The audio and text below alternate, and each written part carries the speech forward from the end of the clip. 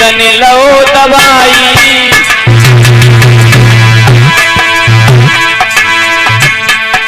सोई गई गुफा के बीच में बनली नींद होकर लगाई।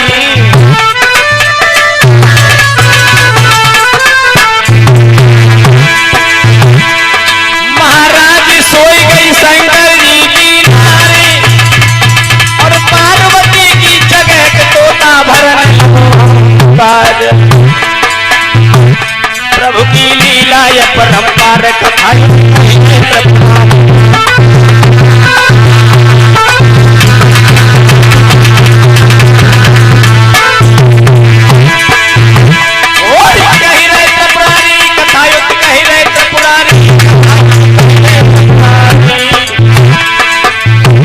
प्रभु की लीला या परंपार कथा।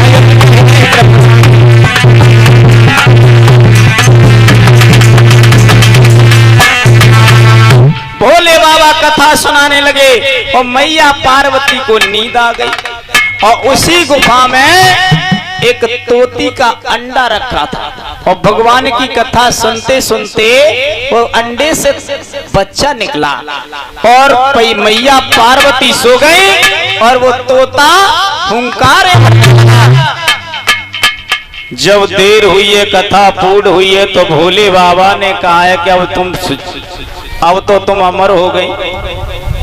पार्वती कहने लगी भोले बाबा जब बताओ मैं सो गई थी, मतलब कथा कहाँ चल रही थी, कथा कहाँ चल रही थी, इसका मतलब ये हुंकारे कौन भर रहा था। भोले बाबा मुझे थोड़ा नींद आ गया।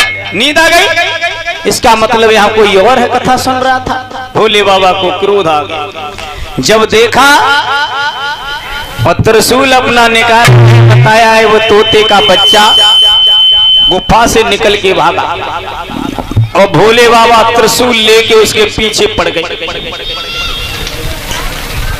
भोले बाबा उसके जब पीछे पड़े हैं तो बताया जाता है कि इधर व्यास की जो पत्नी पीवरी थी अपने अड्डे पर खड़ी हुई केसों को सुखा रही थी। उसने जब जमाई ली है तो वो तोते का जो बच्चा था सूक्ष्म रूप धर के उसके प्रवेश कर गया, अंदर में चला गया।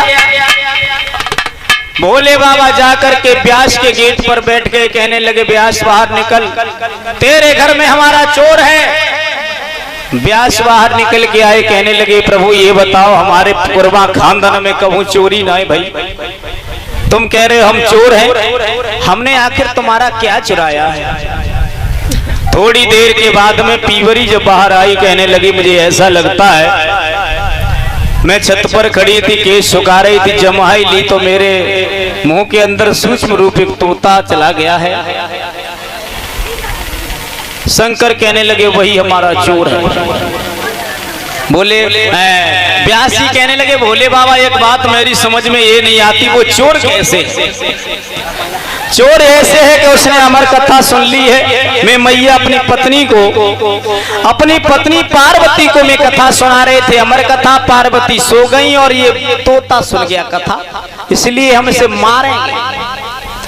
व्यास कहने लगे भोले बाबा तुम बड़े भोले हो, तुम जब बताओ जब उसने अमर कथा सुन ली वो अमर हो गया तो तुम उसे